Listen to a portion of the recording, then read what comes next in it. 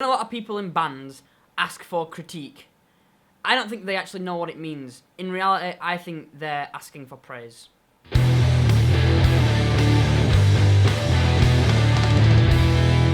If you are a musician that is sending your music out into the world and people are listening to it, there's probably a 98% chance that you're going to get some negative feedback at some point. It is very important that you know how to take that negative feedback. It is just a fact that some people aren't going to like your music.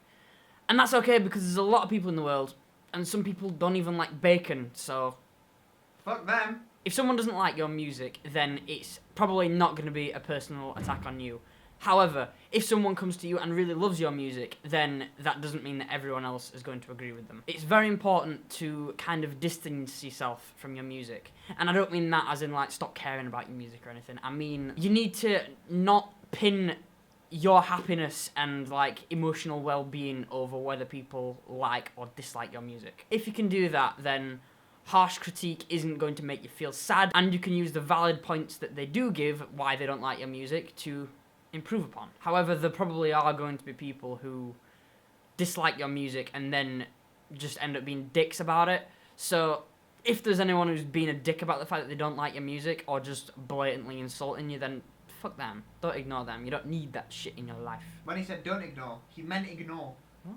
He went, don't ignore them. Okay, No, fucking do ignore them. If you have not distanced yourself from your music like I have told you that you probably should, then that is going to affect you, and there has been a lot of people who have stopped making music altogether because they don't know how to take negative feedback. Oh, I wish I was a punk rocker with flowers in my hair. On the whole, feedback is a very good thing. It can help you improve your music, it can help you change things about your music that people maybe aren't getting or just are a little bit shit. And chances are, if you're a starting up band, or if you're any band, then there's always going to be someone who doesn't like your music. There's always going to be someone who can give you advice on how to improve on your music. Even if you're chuffing Muse, I can think of a few ways that they could improve their music, but they've sold shitloads of music, so... And the headline in Reading and Leeds for like the 4th Again. year running or some shit.